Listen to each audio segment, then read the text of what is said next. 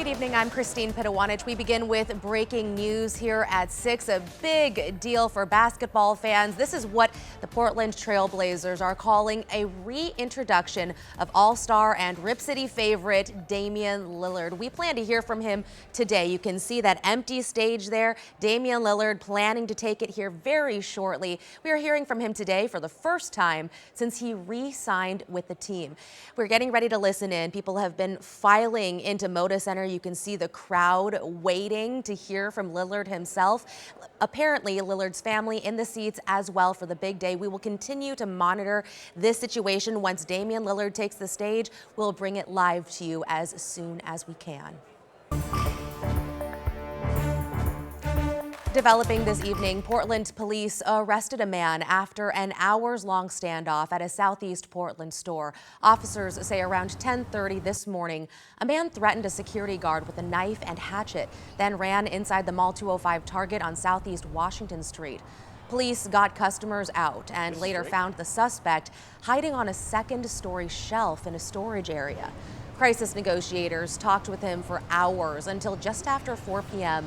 That is when he finally dropped the knife, police say, and surrendered. Officers escorted him out in handcuffs. Police are currently investigating. Meantime, Oregon State Police looking into the circumstances around a man who died in Columbia County when his car crashed and a deputy shot him. On Sunday, authorities say 47-year-old Kyle Graham led deputies on a chase near Deer Island and Highway 30, then crashed off an embankment. Deputies say Graham was armed after the crash when a Columbia County deputy opened fire. That deputy is on leave, which is standard practice as OSP investigates. It's unclear why deputies were chasing him, but authorities say the day before, Graham also led police on a chase and got away. Okay, it appears Damian Lillard taking the podium now. Let's listen in. I had a former Trailblazer text me right after the news broke. He said, everything's right in the NBA again. And I just smiled and nodded, and it was like, yeah, I mean, it is. It never felt right seeing Damian in a different jersey. And, you know, we're really excited, of course, to bring him back to Portland and put him in that red and black. So, you know, we'll get into a few opening statements and answer any questions you have, but just really thankful to Dame for trusting in us, for believing in us, and for coming back. So send it over to Chauncey. Yeah, same thing for me, really. This is a happy day for all of us. Really, really excited to have Dame back. You know, it's been a process. I think if we're all being honest, we obviously never wanted to see him go. And even when he did, we all wanted to see him back. So it worked out perfect. I always just believe that things happen how they're supposed to. And unfortunately, he's hurt right now, and he'll be back as good as ever, you know, if you know anything about him. So we're really excited about that. I told him that this year he's going to be the highest paid assistant coach in league history because I'm going to be putting him to work every day. So we're really excited. We're really happy to have our guy back. Go ahead, Dollar. For me, personally, well, first I want to thank Joe, and I want to thank Chauncey because, you know, obviously for this to even be possible, we all had to be on the same page about it. But like they both said, it never felt right not being home, and you know, through it all, I found my way back, and just fortunate to be back with the group that I was with prior to leaving, to be a part of a great situation at home. And I'm just excited, you know, and really, really thankful and appreciative of the door being open for me to come back, even with me being hurt. And, you know, it means a lot to me to not only play for this organization again, I never wanted to not be playing for this organization, but to be back in this community, you know, that I'm most familiar with, the familiar faces, all of the things that I've been connected to, even during the time that I wasn't playing here the last 2 years. So it all just feels right. You know, usually when I have to make a decision, I put a lot of thought into it. I ask a lot of questions to the people around me, but this was a decision that wasn't hard at all for me to make. And, you know, the people that I know love me and care about me, It was a easy piece of advice for them to give. It was easy for them to, to support. So, like I said, I'm just thankful to be back. And it just feels like the perfect situation at the perfect time. So I'm just happy to be back.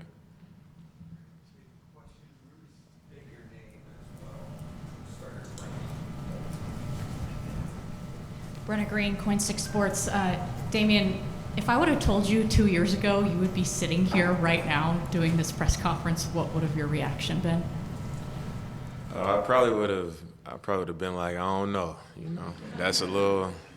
In just 2 years, I probably wouldn't have believed it. I'd be lying if I said I didn't expect this to happen at some point, but for it to happen this soon, I wasn't expecting this.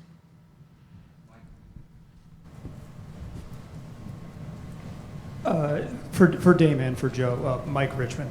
Can you talk about the process of kind of how this came together? When did you guys start talking about it? What did sort of the conversations look like and the meetings look like that led to this happening? Once we learned Dame was leaving the Bucks, it all happened pretty smooth and organically. Chauncey and I sat down with him a few times and had some really good conversations. A lot of talking about goals and, what the Trailblazers are trying to accomplish, what he's trying to accomplish, and seeing if those, goals aligned. And I think we knew very early on that those goals were very similar, and the key thing there was just work out a deal and let's get this done, and it was really that smooth. Lindsay Schnell, The Athletic. Dame, I'm curious, can you tell us how you told your kids that you were coming home and what their reaction is? I'm guessing Dame Jr. is old enough to really get it. The twins might have been a little confused. They're all old enough to pick up on it now, especially Dame Jr., but I didn't say nothing to them about it until Saturday when I actually signed, and they were with me, and we got back in the car to go home. And I got to a red light, and I just turned around, and my daughter was looking at me, and I told her, and she was like, wait, so we don't have to get on the airplane to Milwaukee no more? I was like, yeah, y'all don't gotta get on the plane no more. And she was like, so you're gonna be at your house in Portland the whole time? I was like, yeah. And she was like, what? And then her brothers was kind of listening to that back and forth, and they were all extremely excited. So I saved it for when I knew it was official. With the Oregonian. Dame, what expectation are you setting for yourself after this year of rehab? What kind of player do you expect to be in 2026? I think it's obviously a tough injury, but me personally, I know how I'm going to approach the whole rehab process, taking my time. A lot of trust in the people around me, a lot of trust in the surgeon that I went to. We've stayed connected. And I think I'm going to return to form. That's just my true belief. I think I'll return to form. I think with this injury, a lot of the people that I've spoke to that have experienced the injury and come back for it, a lot of the surgeons that I spoke to, a lot of the PTs that I've spoken to have shared a lot of information with me. And a lot of it was encouraging for me. And I know what my assignment is to make that happen. And that's what I've been focused on doing. So it's a pretty slow process. That's why I'm taking the next season to make sure that I check every box and that I don't rush, especially at my age. But I expect to return to form. Rose Garden Report. This would be for, I guess, both Joe and Dame. Is there any possibility at all that Dame plays this upcoming season, or is the understanding that this is just a rehab year?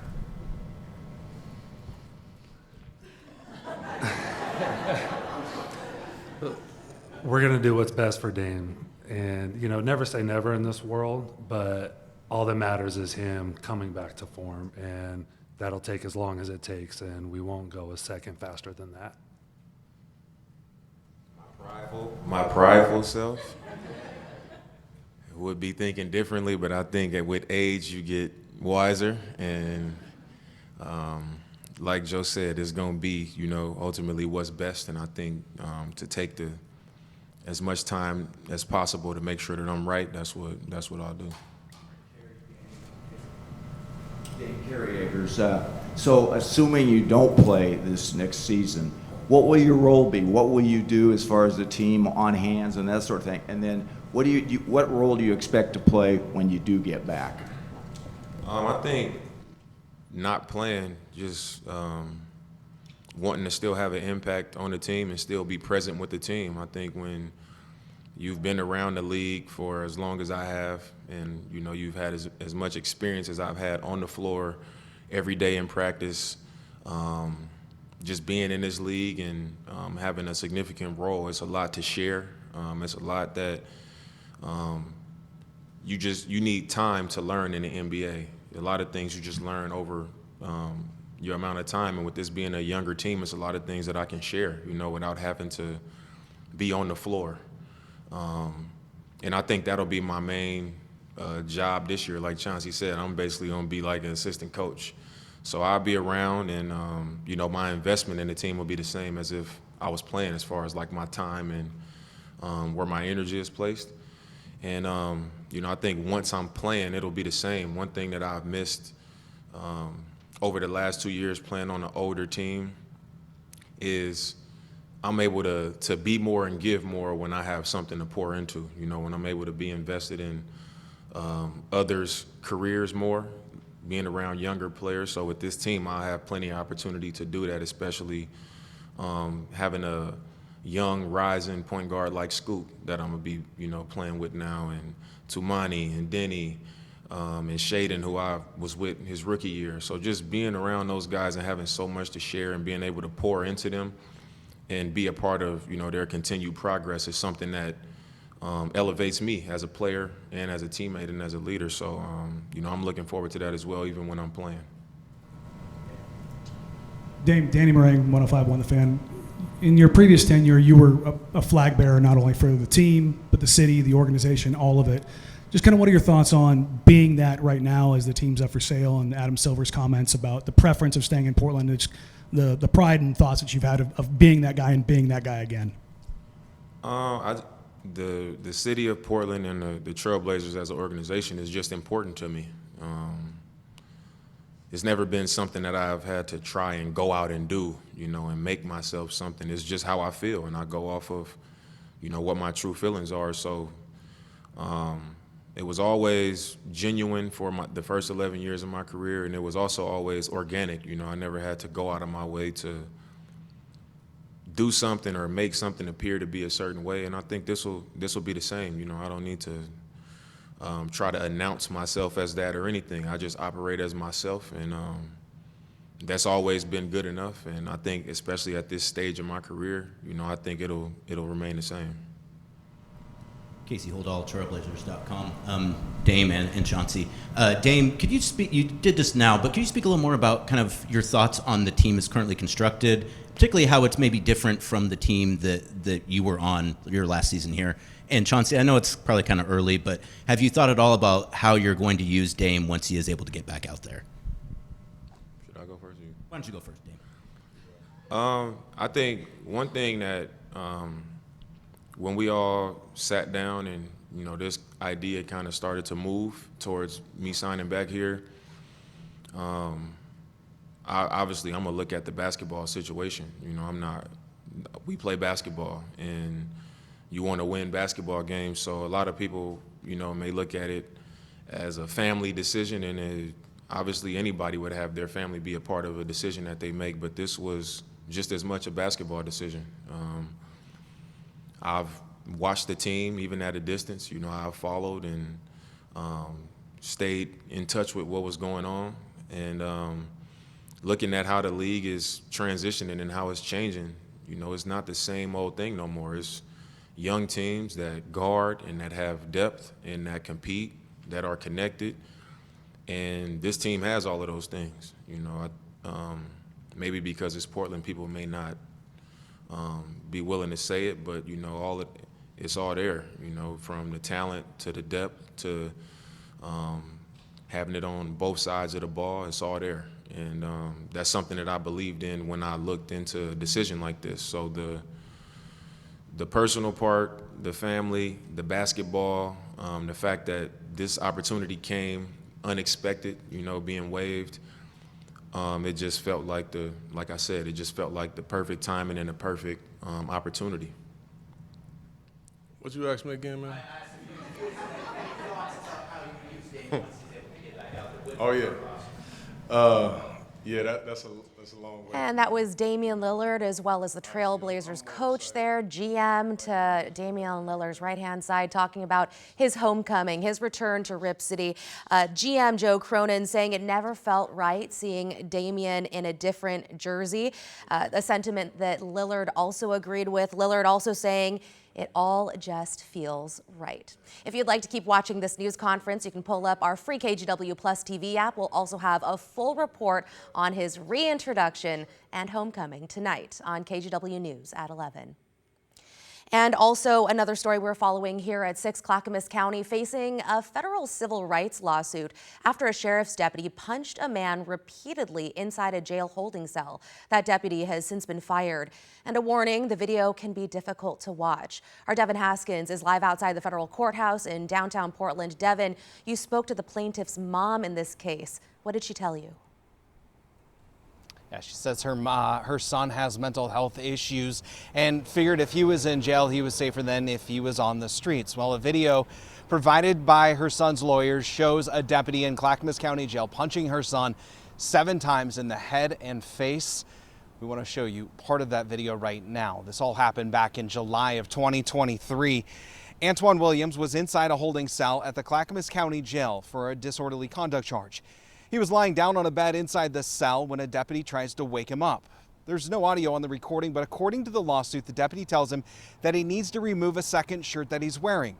Williams then sits up, takes off the shirt and throws it at the deputy's feet, and then throws a second shirt in her face. That's when the deputy, Gina Marie Fisher, repeatedly punches Williams in the face and head 7 times in about a 4-second span.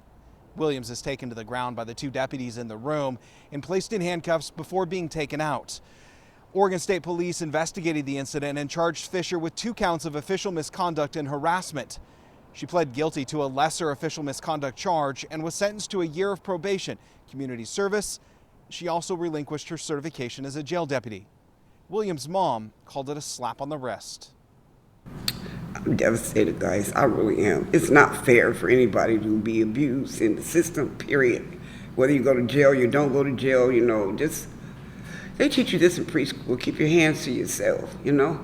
You don't have to abuse somebody if you want them to calm down. That's definitely not a way to get it done. But my gut feeling was I didn't like any of it. Fisher was fired by the Clackamas County Sheriff's Office earlier this year in February. Williams now lives with his mom in Vancouver. Back to you. Devin Haskins reporting live from downtown Portland. Thank you, Devin. In tonight's headlines, the Deschutes County Sheriff's Office has recovered a second body at Dillon Falls, just outside Bend. 6 people were tubing on the Deschutes River Saturday afternoon when they went over the falls. 3 were rescued and taken to the hospital. 2 people died, and crews are still searching for 1 other person. Recovery teams are asking the public to avoid the area while they work. And Alaska Airlines says today its passengers could still be dealing with the aftermath of a major outage. A hardware failure from a third-party vendor grounded flights for 3 hours last night. That left hundreds of passengers stranded or delayed, including people at PDX.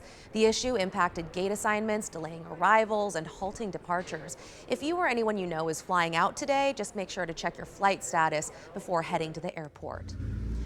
And the Hollywood Library in Northeast Portland is closing tomorrow as part of an ongoing library renovation project in Multnomah County. Some of the new features include an upgraded children's area, a tech bar, fresh paint, and some new carpeting. The work is expected to last until at least this winter. This was all approved as part of the voter-approved 2020 library building bond.